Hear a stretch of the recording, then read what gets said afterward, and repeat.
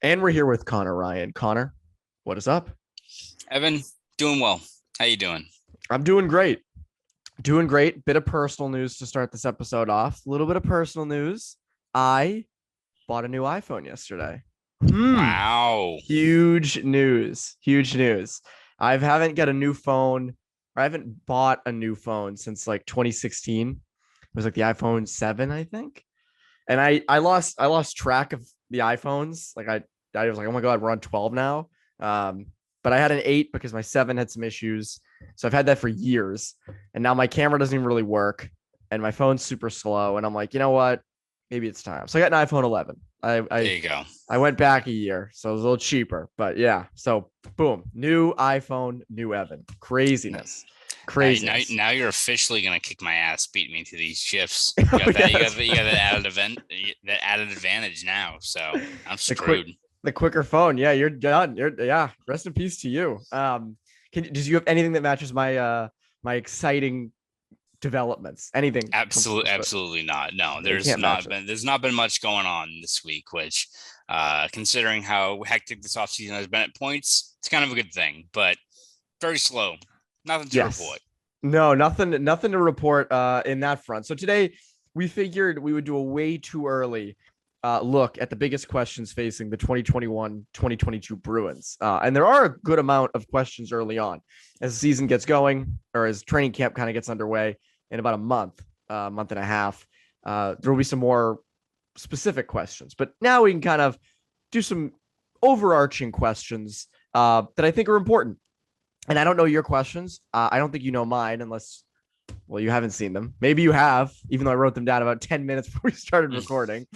Um, but I'll go first with a question for the 2021-2022 Boston Bruins. And it's an obvious one. We'll start for some obvious ones. What are they like without David Krejci? What is life without second line center? Does Charlie Coyle, because Charlie Coyle is going to get the first crack at it. Is Charlie Coyle fit in? Is he good enough to fit between Hall and Smith? Now, there's been a lot of talk about how Charlie Coyle is coming off of surgery and he'll be better and faster and quicker. But again, do you think that helps him in the productivity category?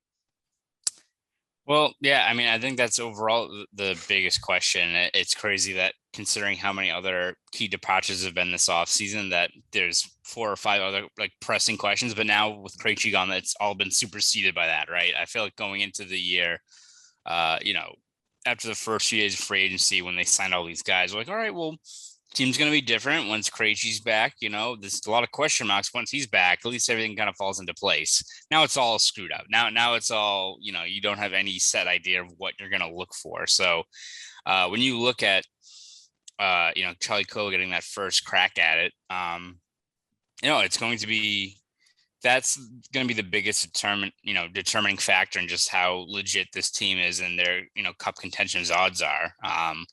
And it seems like from what the way they've kind of structured the roster or what they're looking for, they're hoping for maybe more of, instead of the old, seasons where it'd be, one elite line, one pretty good line, and then two, it's one elite line and one elite line and three pretty good. I think that's what they're hoping for, at least. You need a lot of things to fall into place. But if you get, Charlie Coyle with a clean bill of health, bouncing back and, being handed two legit wingers to work with in Taylor Hall and Craig Smith, maybe that gets something more out of him. Again, I think we've talked about this before. Is Charlie Coyle at his peak the same as David Krejci at his peak? No, of course not. Right? Like it's not going to be that situation. But if you've got a situation where, he gets 50 points over a full 82 game season, if, Taylor Hall is kind of the new Krejci on that line, just in terms of the fact that he's going to be generating most of the offense, if he's, in a situation where he's driving play, where he's, the one pushing the puck into the O zone, then you kind of you roll with the punches with that, and you hope that the rest of the other lines that you've bolstered with depth has also, made a big step forward. So, but again, we look at the rest of that lineup and, is Foligno and Howla and DeBrusk third line? Is that line going to bounce back? How is the fourth line with Thomas Nosek and, Frederick and all these other guys. A lot of other factors that have to go into it that round it out. But without a doubt, the kind of the key cog that, is going to make the rest of that forward core go, and that we don't really know about yet, is just how, Coyle or another guy is going to do in that role with Krejci. I'm sure from November on, we're going to keep on getting questions about when David Krejci's coming back. I think that's going to be inevitable, of course, but without a doubt, I think that's maybe like the sub question involved in all this. It's going to be, what are they doing at 2C? When's David Krejci coming back? But the overarching, questions are going to be just who fills that void, which easier said than done. Maybe it's Coyle, maybe Sednika makes a big step forward. But again, when you're in this win now window, you'd hope for a bit more of a sure bet than, a situation where it's just, let's hope Sednika does well, right? So we'll see. Like it's a lot of pressure falling on Coyle, but I think when they handed him that 6-year, $31.5 million contract, this was some of what the expectations were. Obviously, a lot has changed since he signed that contract, but you hope that even if he's a 50-point guy, you need that from that line, especially where he's got legit weapons with Hall and Smith next to him. I can't wait for the Czech media to ask Krejci about his time in Boston or whatever. And I'm like, oh, I love my time in Boston. And all the Bruins fans are like, oh, he's coming back. He's back. He's back. He's so back. He's talking about the Bruins. He's back. What is a pressing question of yours that you have?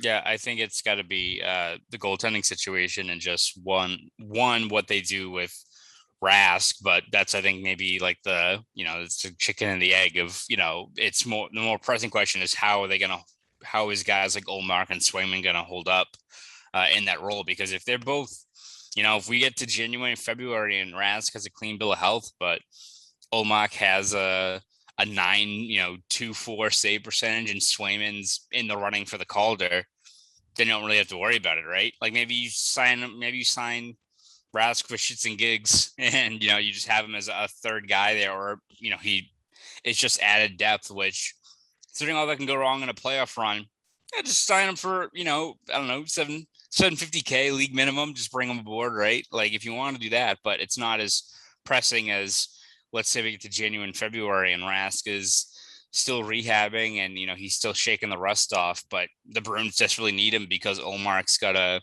904 save percentage and Swayman's, struggling kind of in his first full year. So I think it's going to be fascinating to see just how they deal with this new rotation in net, which, as foreign as David Krejci not being in the lineup is, it's another thing entirely when you've got this situation in net where you don't have,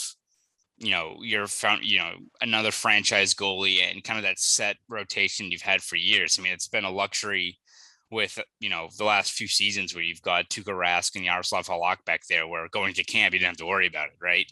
As much as David Krejci was always there at 2C, you also had the storyline every single summer of who's going to be his wingers. Are they going to get enough out of that line? So now you've got a situation in net where it's, all right, we're placing our faith on this one of, if not maybe the last legit contending season with the guy in Ullmark, who I think they love. I think they don't hand him a, 4-year, $20 million contract if you didn't think he was a guy that, in a better situation with a better defensive structure in front of him, was really going to take that next big step forward. But still, determining goaltending and seeing how these kind of pieces fall into place is kind of a crapshoot, right? And even with Swayman, is Swayman going to be a guy like Carter Hart? And it's a scenario where very promising goalie, but he takes a step back, as happens with these guys when they go through a full season in the NHL and teams get the tape out on them? Or is he this chosen one franchise goalie where we look at it in December and he's got like a 9.38 and we're like, what? Jesus, like this, they've got like this franchise goalie now, right? Like it's going to be fascinating. I think for Bruins fans, it's exciting just to see what these two guys can offer, but it also means that things can go off the rails really quick if, both those guys struggle out of the gate. Oh, yeah. But I think having Ullmark there actually is a lot better situation than I think if we were sitting here with Swayman and Vladar, if they hadn't done anything in free agency in net.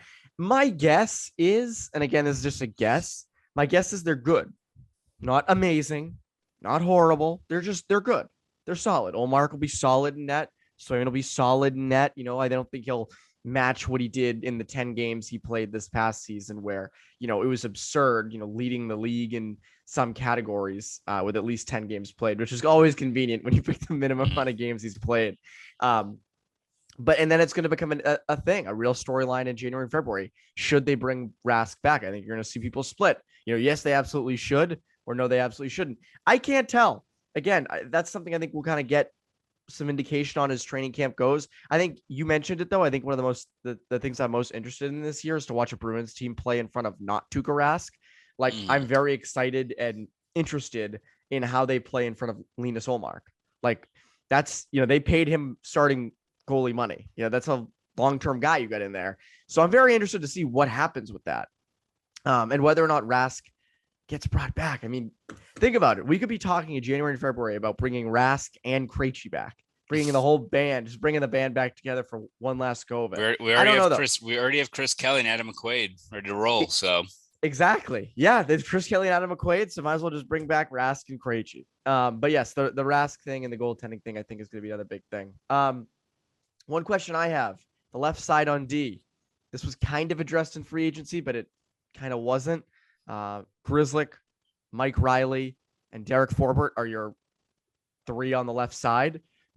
I don't know if that holds up. I think that's an area where you might need to add at the deadline because, again, Grzelcyk and McAvoy's fun. And, I think it was discussed somewhere that Forbort could be getting some time with McAvoy on that first pairing. I think you really have three fringe second and third pairing defenders on your left side. Grzelcyk obviously is elevated a lot when he's with McAvoy, but on his own, Grzelcyk should be probably a second pairing guy. On an amazing team, he's a third pairing guy. But I don't know how that holds up. I don't. And again, I mean, you have some guys in the system. You have a Sean, you have Vakanainen, you still have Zaboral, you have John Moore. So you do have depth on that left side. But for the three guys you're looking towards, I don't know if that gets it done. And I do think that at some point during the year, that is going to be an addition they need to make, another left shot defender. And I don't know if I fault them so much for not getting one in free agency aside from Forbort, because again, Martinez stayed in Vegas. A lot of these pieces that they could have gotten either got overpaid like crazy or they just stayed where they were. So there wasn't really a lot on the market to go out and get. So yeah, it's going to come down probably to a trade. Yeah, no, I think it's definitely a byproduct of the market that got out of hand before the Bruins could even start bidding on guys. But I kind of look at the left side of the defense kind of similar to the goaltending situation where it's going to be, I think, very fascinating. I'm interested to see what the results are. And also it can go wrong very quickly, right? Like they seem to be excited about what Forbort brings, even if it's in, a top pairing role. But, I feel like it's one of the things where Bruins fans are, still trying to find out what kind of player they have in him, because the people who are excited because he's a big body, but then people are like, well, he doesn't hit. But then, people jump in with like, oh, he blocks a lot of shots, so he's tough. They're like, oh, okay, yeah, that works then. Like, I think we need to try to get we have to get more of an actual tape on him and how he does with, especially if he's with a McAvoy or even if he's on a third pairing role with a Clifton, who's going to be, probably handed the full-time job, or it could be like a Brady Lyle or another guy like that who pushes for a spot in camp, who was very impressive during dev camp. So maybe he's a guy that changes the complexion if he kind of runs with his, opportunity, if he does well in camp.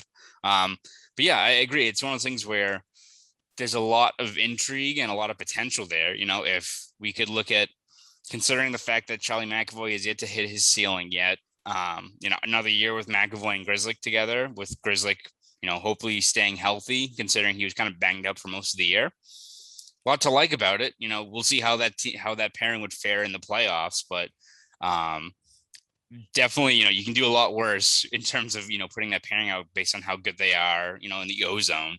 Look at Mike Riley, struggled in the postseason, but a full year, especially with Brennan Kala, who's hopefully healthy.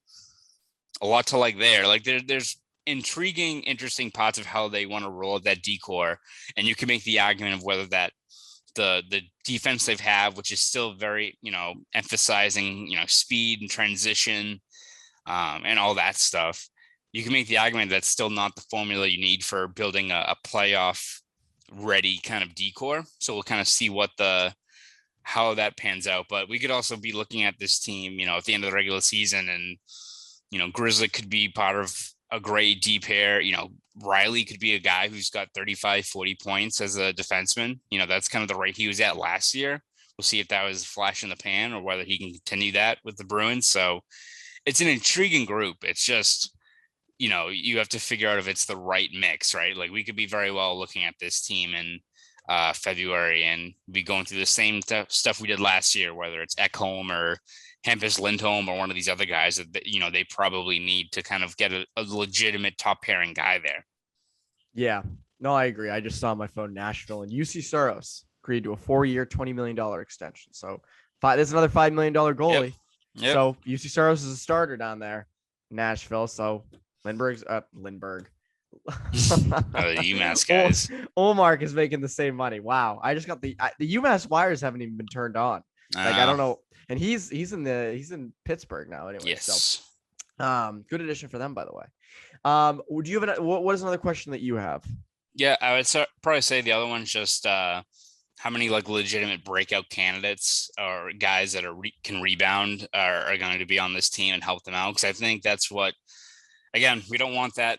You don't really want that all the time on a team that is in a contention, win now window. But how far this team goes could depend on how either younger players or guys like Jake DeBrusk fare, going into the new year. I think we all mapped out that DeBrusk was probably going to be gone this offseason. Right now, it seems like he's back. You can make the arguments for both sides. I mean, if you got this new third line where you've got two new guys and Eric Howla and Nick Foligno, granted, probably better players than they've had on that third line than in years past.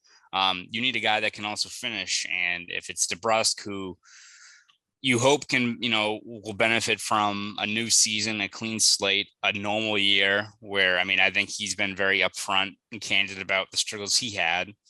You hope that even if, he's not a 30 goal guy, if he can go back to just being a 20 goal player who at least is, fixes that hot and cold play that he has, that he can really elevate the third line. That's the hope, at least, is, getting those easier matchups and kind of just going back to his game with a clean slate. It would be good for DeBrusk and that he raises his value back up because he's due for a new contract, and it's great for the Bruins because they need a finisher on that third line. But whether it be him or, I don't think this team's relying on, the youth movement as much as last year, which clearly backfired when you look at how much they put, the hope on those younger defensemen. But you look at, a guy like maybe Lyle who pushes in, he could be a pleasant surprise. You look at Trent Frederick, who I think is going to have a feature role in that fourth line that's going to be pretty revamped. And again, we know kind of what Frederick's bread and butter is, but if he still has 3 goals and 1 assist 3 months into the season, that's not going to be enough.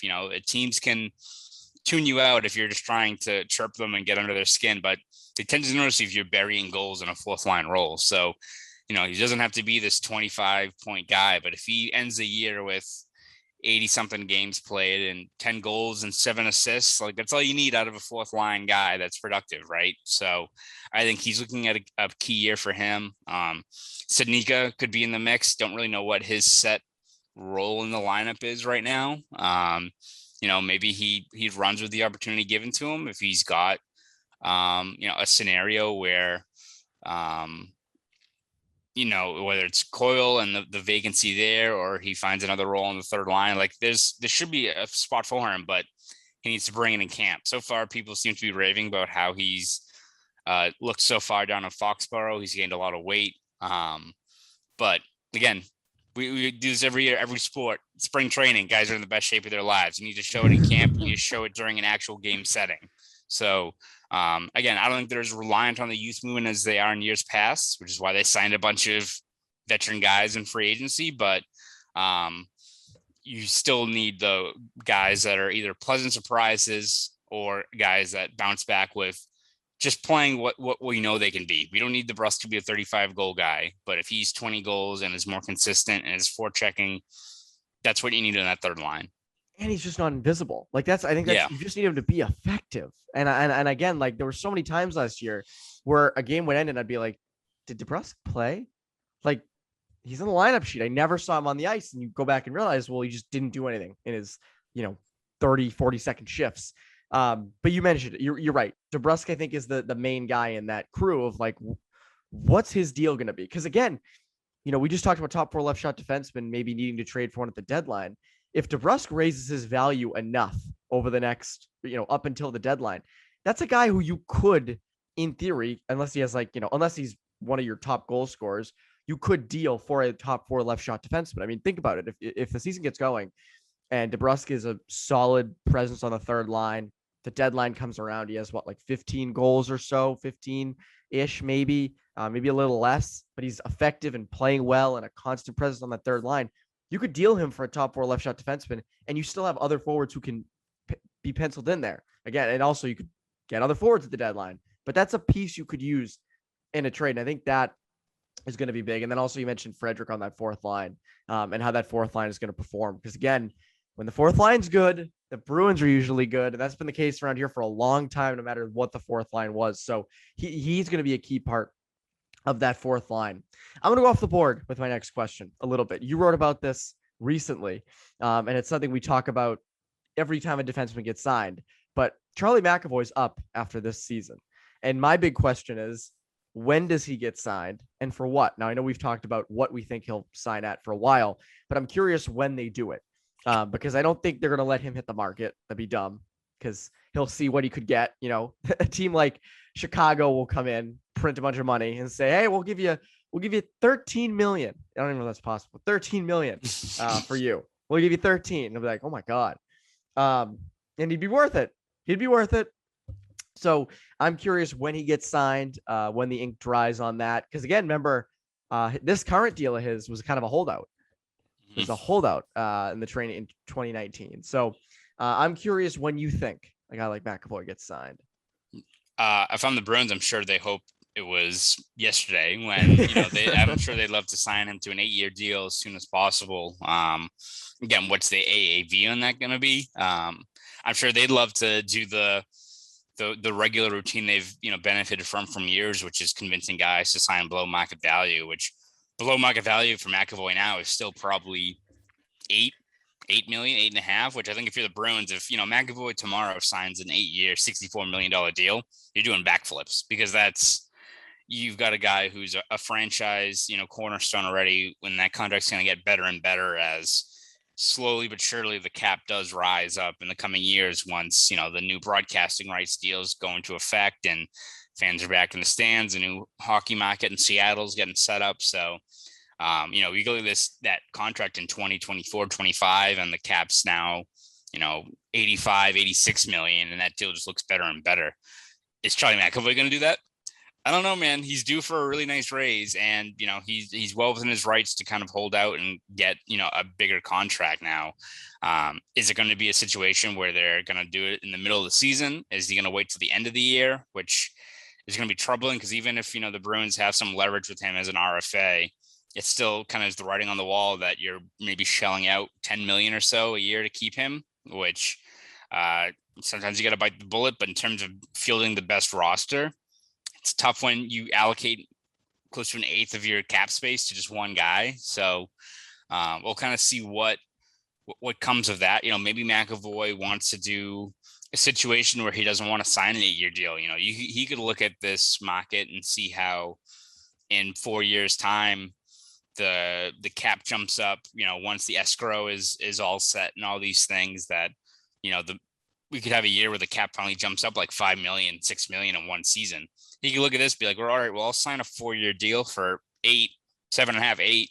And then, in 4 or 5 years, I cash in with a legit contract for him getting paid, 12 million when he's, 28. So that could very well be a situation he takes. Obviously a lot more risk involved in that, where sometimes if a team tosses you 8 and 64, sometimes you're inclined just to take it. But it's going to be fascinating to see how the Bruins approach it, and more importantly, what Charlie McAvoy is looking to get out of that contract, because he's deserved, and his new payday is going to be well worth it. But you have to look at it from the set of, I think when he signs the new contract, it's going to be a relief, right? Of like, all right, we've got this guy who is going to be a finalist for the Norris Trophy year and years, going forward. But what's the AAV going to be? Because if it's 10 million, then you look at it and be like, all right, well, how much of a wiggle room do they have to really improve this roster when you've got that? Considering, don't forget that David Pasternak's due for a contract the next summer, and he's also going to get paid a lot of money. Yeah, I didn't even think of the whole take a 3 or 4 year deal, cash in now, and then wait to kind of make the contract bigger. Really cash in. Like really cash in. And I didn't even think of that. That's a great point. I do wonder if he does that, but I don't know. I feel like the Bruins are a team where that wouldn't happen. Mm-hmm. But then again, it's up to McAvoy. I mean, he's your franchise defenseman. There's nothing you can do. Like, you do have to cater to those wants at some point. What would be your final question? I would say probably the final, it probably is more of the rest of the league than anything, just how the Bruins will stack up in the new Atlantic. Because I think you look at, so much people say the Lightning are, they've lost their entire third line, great third line. I think they're still going to be okay. I think they still have Andrei Vasilevsky and really, a strong decor, and they've got Kucherov and, Braden Point and all those star players. They're going to be just fine. But beyond that, beyond Toronto, which is Toronto, we'll see how they do with, I think they have Peter Mrazek now in net, which guy does not have a good time against the Bruins in the playoffs. No, so we'll see how that has. goes. But I think probably the team that there's the biggest wrench in the operation is Florida. I think Florida is a team that kind of look at that forward core they've got there, and it's pretty impressive, man. They got a good team. As much as I think Sergei Bobrovsky, that contract looks terrible and he may not be the answer, they've got kind of their own Swayman now and Spencer Knight, where he could be a guy that runs the opportunity. If he's great, then look out for that team, because whether it's, Uyghur, who had a great breakthrough year, obviously you hope Ekblad is back at some point after suffering his injury. But I mean, go down like that top six they've got in Florida, where you've got Barkov and Carter Verhaeghe, who is out of nowhere was a beast last year. Huberdeau, Bennett, Anthony Duclair. They've got a lot of Reinhart. Yeah. You add him to the mix, who was on like a 37 goal pace last year over a full season. Jumbo Joe. Yeah. Jumbo Joe. You got Vetrano. You got like a lot of guys that can, put the puck in the back of the net. So that's the team, and they're well coached with Quenneville. So I think it's going to be, as much as it's how the Bruins are going to do, it's how is the rest of the field going to do? Because even if the Bruins are status quo and they're still a good team, they could still be the team that's in that, fourth spot, where you're still hoping that, there's a bit of a gap between, I think, those four teams and the rest of the league, the rest of the division. Obviously, Montreal's coming off of a run to the Cup, but also without Shea Weber, without a couple of other guys. So see how they do going forward. But you look at those four teams and where they stack up, and right now, Bruins are what, maybe third, fourth?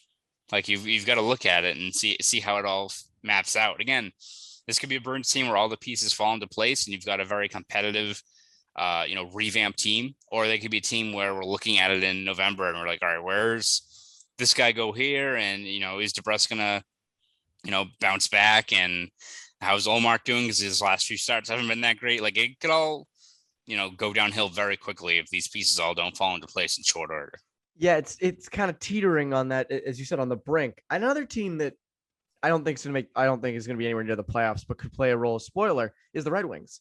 I think the Red Wings could be a team that spoils some things. I mean, I think people expect the Bruins to walk into Detroit and Detroit to walk in here and just be an automatic win for the Bruins. But I think that team is not too terrible. I think Vrana and Larkin on the same line could be very interesting.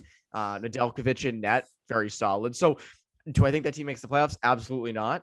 But do I think that they are a spoiler and they could maybe look like they could make a run at the playoffs at some point? Maybe. Because again, that's a young team up there. And they have a lot in the pipeline. That's a team that I think in 5 years we'll probably be looking at and going, damn, that the Yzer plan ended up working out. But yeah, so those are the 6 questions, early stuff. I don't think those questions are going to go away though. I don't think those are going to be questions that were like, oh, those were completely answered. Yes. As the season goes along. Connor, before we go, is there anything that you would like to plug? Yeah, we're going to be looking at a few lineup questions this week. I think, you look at a guy like Derek Fulbert, who they seem to think is going to be a key cog. We'll look at kind of where he best fits in the lineup, look at, the different scenarios of Charlie Coyle at 2C. So I think now that we've got a little bit of a waiting period in the off season where hopefully not a lot of stuff happens. It's sometimes it's better to not have a lot of stuff happen at this point of the off season. Looking at a few lineup questions, looking ahead to the upcoming training camp. So all that stuff will be over at Boston Sports Journal. So subscribe over at BSJ. If you want to follow me on Twitter, you can do that at Conor Ryan _93. Go do all that for CLNS Media. I'm Evan Marinofsky. You Bruins listeners have a great rest of your week.